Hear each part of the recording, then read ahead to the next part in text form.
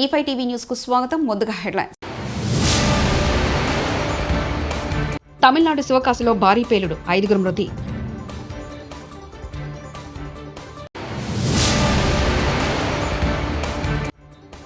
పాసమేలారం ప్రమాద మృతుల కుటుంబాలకు కోటి పరిహారం, సీఎం రేవంత్ రెడ్డి.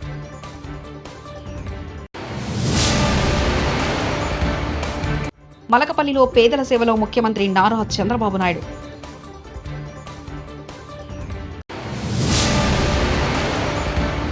రాజకీయంగా ఎన్ని ఇబ్బందులు వచ్చినా రాజీ పడలేదు వైఎస్ జగన్.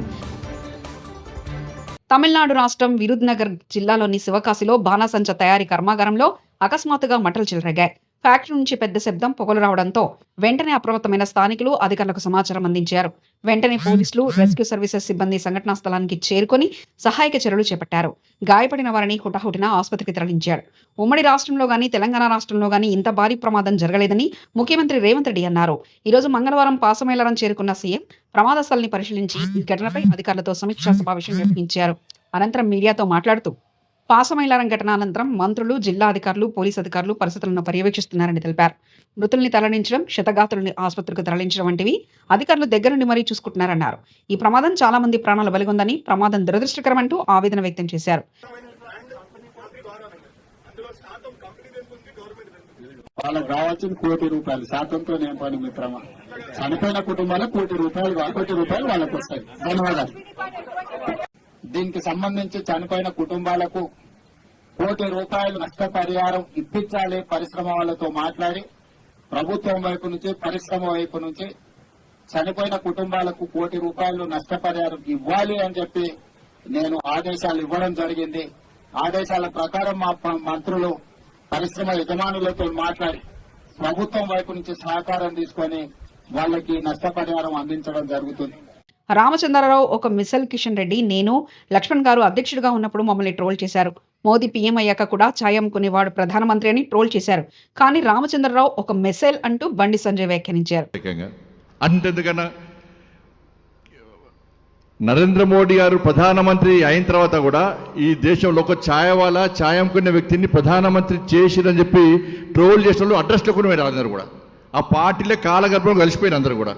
కానీ ఇలా దేశానికి నరేంద్ర మోడీ గారు ఎంత గొప్ప సేవ చేస్తుండో, ఒక శక్తివంతమైన భారతదేశ నిర్మాణం కోసం ఏ విధంగా కష్టపడి పనిచేసారో ఇలా మనం చూస్తున్నాం మనం.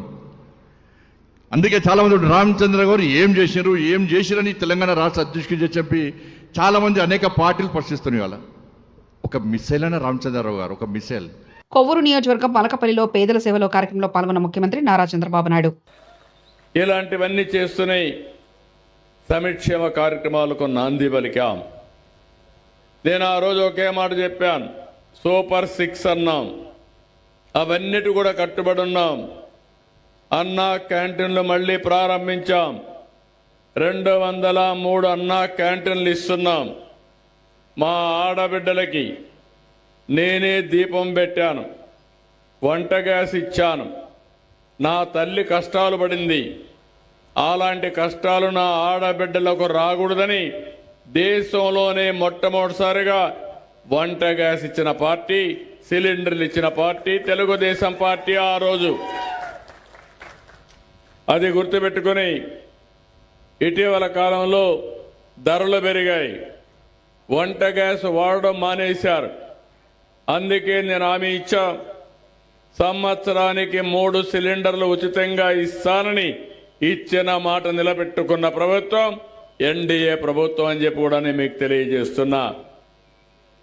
దీనికి ఇంకా చిన్న చిన్న టెక్నికల్ ఇబ్బందులుంటే అవసరమైతే 4 నెలలకు ఒకసారి సిలిండర్ ఖర్చు నేరుగా మీ అకౌంట్లో వేస్తానని కూడా హామీ ఇచ్చాను. మొన్నే మీరు చూశారు, తల్లికి వందనం. నేను ఒకే మాట చెప్పాను, ఈరోజు ఒక్కొక్కరికి 2-3 పిల్లలుంటే పిల్లల్ని చదివించుకోలేకుండా ఇబ్బంది పడుతున్నారు. ఒకప్పుడు చెప్పింది ఎంతమంది పిల్లలుంటే అంతమందికి ఇస్తామని, ఒకరికే ఇచ్చారు. నేను ఒకే మాట చెప్పాను, ఎంతమంది పిల్లలున్నా తల్లికి వందనం ఇస్తామని చెప్పి ఈరోజు 4, 5, 6 మంది పిల్లలున్నా వాళ్లకు డబ్బులు ఇచ్చిన పార్టీ. 5 మంది ఉంటే ₹75,000 వాళ్ళ అకౌంట్లో వేసిన పార్టీ తెలుగుదేశం ఎన్డీఏ ప్రభుత్వం. ప్రజలకు నిరంతరం అందుబాటులో ఉండడం అనేది రాజకీయాల్లో ఎంతో ముఖ్యమని, అందుకు సోషల్ మీడియాను విస్తృతంగా ఉపయోగించాలని యువ విభాగాన్ని ఉద్దేశించి వైఎస్ఆర్సీపీ అధినేత మాజీ సీఎం వైఎస్ జగన్మోహన్ రెడ్డి అన్నారు. మంగళవారం తాడేపల్లి పార్టీ కేంద్ర కార్యాలయంలో జరిగిన యువ విభాగ సమావేశంలో ఆయన కీలక వ్యాఖ్యలు చేశారు. యూత్ వింగ్ అనేది పార్టీలో క్రియాశీలకమైందని, ప్రజా వ్యతిరేక ప్రభుత్వాన్ని నిలదీయడంలో యువతది కీలక పాత్ర అని, పార్టీ సంస్థాగతంగా మరింత బలోపేతం చేయాలని తెలిపారు. క్యాండిడేట్లు అందరూ కొత్త వాళ్ళే. ఆ నుంచి కూడా అక్కడి నుంచి ఒక 18 మంది మన క్యాండిడేట్ తప్ప నుంచి మిగతా వాళ్ళంతా అంత ఫ్రెష్ ఫేసెస్. ఆ నుంచి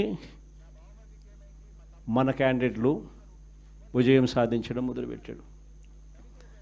67 స్థానాలు 2014లో గెలిచినాం. మళ్ళా 23 మందిని దాంట్లో పోచింగ్, మళ్ళా మనల్ని పార్టీని వీకెన్ చేయడం కోసం అని చెప్పి 9 మంది ఎంపీలు గెలిస్తే 3 ఎంపీలను పోచింగ్, 67 మంది ఎమ్మెల్యేలో 23 మంది ఎమ్మెల్యేలు పోచింగ్. కానీ మళ్ళీ దేవుడు మళ్ళీ 2019 వచ్చేసరికి అది ఏ మొట్టికాయలు వేసాడు. మన దగ్గర నుంచి ఎంతమంది పోచింగ్ చేశారో కరెక్ట్గా అంతే నెంబరే, వాళ్ళ నెంబర్స్ కూడా కరెక్ట్గా అంతే 23కే పడ్డాయి. ఎంపీలు ఎంతమందిని పోచింగ్ చేశారో మళ్ళీ కరెక్ట్గా అంతే నెంబర్స్తోనే వాళ్ళ నెంబర్లు కూడా కట్టడయ్యాయి. నేను చెప్పేది ఎందుకు చెప్తా ఉన్నానంటే, ఈ విషయాలు అందరూ కొత్త వాళ్ళే. కొత్తదనానికి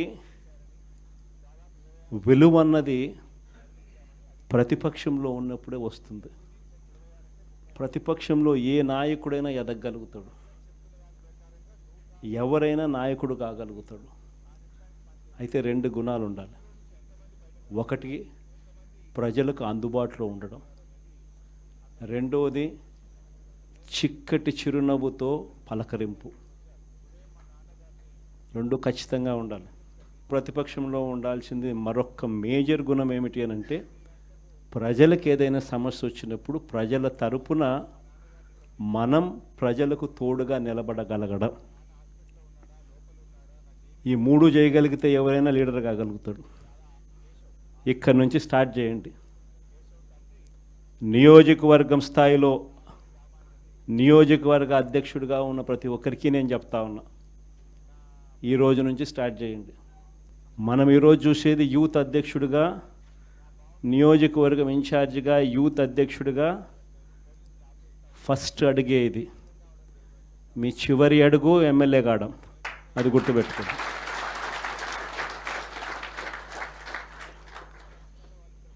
ఎదగడం మీ చేతుల్లో ఉంది, మిమ్మల్ని పెంచడం నా చేతుల్లో ఉంది. శశిధర్ గౌడ్ బాధ్యత మాది, అతన్ని మేము ఇంటికి తీసుకొస్తాం. మేము మీ అన్నల్లా తమ్ముళ్ళ అనుకోండి. శశిని ఇంటికి తీసుకొచ్చే బాధ్యత మాది. రేవంత్ రెడ్డి పిచ్చోడు, మెంటల్ గాడు. మనం భయపడాలని కేసులు వేస్తారు. రేవంత్ రెడ్డి ట్రాప్లో పడి మనం భయపడొద్దు. మనం టైం వస్తుంది, అప్పుడు వాళ్ళ సంగతి చూద్దాం. శశిధర్ గౌడ్ కుటుంబ సభ్యులతో ఎమ్మెల్యేలు పాడి కౌశిక్ రెడ్డి, డాక్టర్ సంజయ్.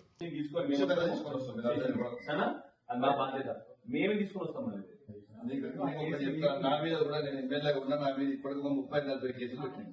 సో వాడు రోజులకు ఒక ఆనందం, వాడు పిచ్చోడు మెంటల్గాడు రేవంత్ రెడ్డి. అవమానించాలని అక్కడ చేశారు, మనం దానికి అధైర్యపడకూడదు. ఒక్కటి మీకు చెప్తా, వాడు చేసిన ట్రాప్ లో మీకు పడదు. వాడు మీరు ఇట్లా బాధపడాలి, మీరు అవమానంగా ఫీల్ కావాలి, ఇట్లా వాడు చేస్తాడు. వాడు ఏం చేసినా చేసుకుని మనం ధైర్యంగా ఉండాలి. బాలను మన శశిని తీసుకొచ్చిన రోజు అద్భుతంగా తీసుకొని వద్దాం. శశిని మంచిగా గాలి అంతా కూడా శశికి మంచి పేరు ఉన్నట్టు చేసే బాధ్యత మాది. కేసీఆర్ గారి నాయకత్వంలో, కేటీఆర్ గారి నాయకత్వంలో, హరీష్ రావు నాయకత్వంలో చేసే బాధ్యత మాది. గ్యారెంటీ మీకు అండకుంటా. మీరు అస్సలు అధైర్యపడకండి, అద్భుతంగా తీసుకొని వస్తాం. మీకు డోంట్ వరీ, మళ్ళీ మేము వస్తాం. మీరు ఏడవద్దు, కంటిన్యూ పెట్టవద్దు, మనం ధైర్యంగా ఉండాలి. వాడికి కావాల్సింది అదే. మనం ఎందుకు ఏడవాలి? ఏం కాదు, నీకేమంటా నేనేమంటా, ఏం వరి కాకూడదు, ఏం కాదు, మనం ధైర్యంగా ఉండాలి. ఎందుకంటే మనం ధైర్యంగా ఉంటే పిల్లలు ధైర్యంగా ఉంటారు. కాబట్టి మనం ధైర్యంగా ఉండాలి. Don't worry, we will take care. సంగతి ఏదో చూద్దాం. మన టైం కూడా వస్తుంది. మన టైం వచ్చినప్పుడు కూడా మళ్ళీ వాళ్ళకు కూడా ఇప్పుడు ఎట్లయితే చేస్తుందో గట్లనే చేస్తాం, డబుల్ చేస్తాం. వాళ్ళకి మన టైం వస్తుంది. ఏం వరి కాకూడదు, అదే పడకండి, చేద్దాం. మనకు టైం వస్తుంది. మన రాష్ట్రంలోని నాందేడ్ జిల్లా ధర్మాబాద్ సమీపంలో గోదావరి నదిపై నిర్మించిన బాబ్లీ ప్రాజెక్ట్ 14 గేట్లను మంగళవారం సిడబ్ల్యూసీ పర్యవేక్షణలో ఇరు రాష్ట్రాల అధికారులు తెరిచారు. ప్రస్తుతం 1064 అడుగుల వద్ద నీరు నిల్వ ఉందని అధికారులు తెలిపారు. సుప్రీంకోర్టు ఆదేశాల మేరకు మహారాష్ట్ర ప్రభుత్వం ఏటా జూలై 1న ప్రాజెక్టు 14 గేట్లు ఎత్తి అక్టోబర్ 28 వరకు నదీ ప్రవాహానికి ఆటంకం లేకుండా తెరిచి ఉంచుతుంటుందని తెలిపారు.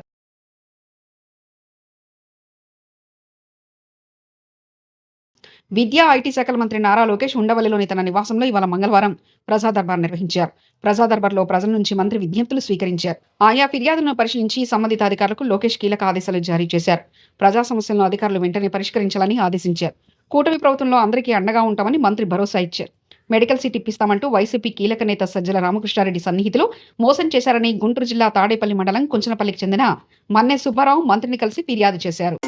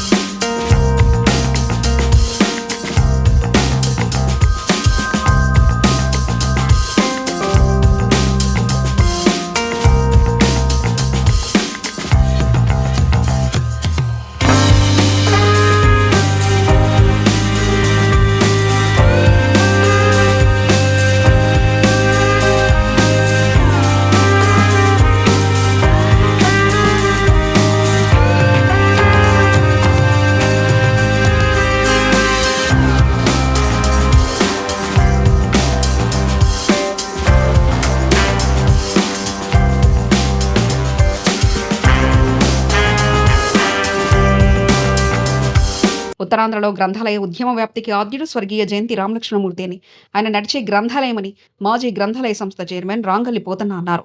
మంగళవారం జిల్లా కేంద్ర కార్యాలయంలో గ్రంథాలయంలో జయంతి రామలక్ష్మణమూర్తి జయంతి సందర్భంగా జరిగిన కార్యక్రమంలో పోతన్న మాట్లాడారు. ఈనాడు గ్రామాన గ్రంథాలయాలు ఉండడానికి కారణం జయంతి రామలక్ష్మణమూర్తి చేసిన కృషి ఫలితమే అన్నారు. ఆధునిక దేవాలయాలుగా విలసిల్లే గ్రంథాలయాలు సమాజాన్ని చైతన్యపరిచే విజ్ఞాన దీపికలన్నారు. జయంతి రామలక్ష్మణమూర్తి ఒక ఉపాధ్యాయునిగా జ్ఞానజ్యోతులు వెలిగించిన బోధకుడని, వారి ఆశయాలను కొనసాగిస్తూ మన ముందుకు సాగాలని పోతన్న కోరారు.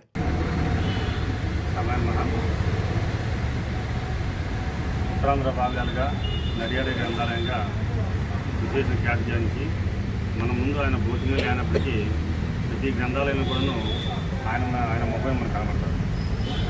ఒక కార్యక్రమంలో చేపట్టేటప్పుడు ఏ విధంగా నిర్వహణ చేయాలి, ఎలా నిర్వహించాలి, ఒక నిర్మాణ సంఘ సంస్థ రూపొందించడంలో మన జయంతి గారు నడియాడే గ్రంథాలయంగా పేరు తెచ్చుకున్నారు. ఆయన ఎప్పుడు ఒక బ్యాగు ఇచ్చి ఎవరు కనిపించినా తన పుస్తకం ఇచ్చి ఇది చదివి దీని మీద ఏమైనా మాట్లాడదామా అని ప్రతి స్నేహితుడికి కూడా దానికి పోయేవాళ్ళు కూడా ఆ పుస్తకం ఇచ్చి వాళ్ళు చదవమని ఒత్తిడి తెచ్చేవారు. ఒక వారం 10 రోజుల తర్వాత మళ్ళీ ఆయన అక్కడ కనిపిస్తే ఏం మాట్లాడతా ఈ పుస్తకంలో ఉన్న విషయం ఏంటి, మంచి చెడ్డ డిస్కస్ చేసేటువంటి మంచి మానవతావాది. చివరి వరకు కూడా గ్రంథాలయ ఉద్యమంలో ఉన్నారు. అంతేకాకుండా ఉపాధ్యాయ రంగంలో చాలా పేరు ప్రతిష్టలు తెచ్చుకున్న ఒక ఉపాధ్యాయ రాష్ట్ర నాయకుడిగా కూడా అతను కీర్తించబడ్డామని మనందరికీ తెలిసిన విషయమే. నడియాడే గ్రంథాలయమే కాకుండా అన్ని సమస్యల మీద అతనికి ఒక అవగాహన ఉంది. ఎక్కడికి రమ్మంటే అక్కడికి వచ్చి వాళ్ళ తాలూకా స్వభావం, వాళ్ళ తాలూకా శక్తి కోసం ప్రజలకు చెప్పి వాళ్ళని మోటివేట్ చేసి వాళ్ళ చైతన్యం పరిచేవారు. రానున్నటువంటి సమాజానికి ముందు చూపు మన జయంతి రామలక్ష్మణమూర్తి గారు ఆయన కోసం రోజంతా మాట్లాడిన తన సంపద ఉంటుంది. ఆయన చాలా సింపుల్ సిటీ. తన పిల్లలకు కూడా స్వార్థాన్ని చూపించలేదు. అతనికి కొన్ని రాజకీయ పలుకుబడి ఉన్న తన పిల్లల్ని రాజకీయంగా చెప్పి వాళ్ళకి ఉద్యోగాలు ఎంచుకుని ఇలాంటి తప్పుడు పనులు ఏమీ చేయకుండా జీవితాంతం చక్కటి మంచితనంతోనే ఒక నిరాడంబరంగా చివరి వరకు ఆయన ఒక పాత్రలోనే జీవించారు. ఇంటి పక్కనే గ్రంథాలయం, తన సొంత గ్రంథాలయం కూడా స్థాపించి ఆ గ్రంథాలయం చివరి వరకు కూడా నడిపించే మహానుభావుడు అతను ఎంతో ఈ గ్రంథాలయ ఉద్యమానికి ఆది నాయకుడు మన జిల్లాలో ఆయనకి మరింతగా తమిళనాడు శివకాశిలో భారీ పేలుడు, 5గురు మృతి.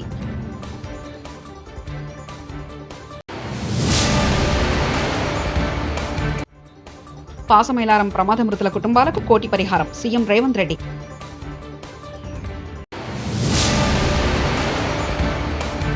మలకపల్లిలో పేదల సేవలో ముఖ్యమంత్రి నారా చంద్రబాబు నాయుడు.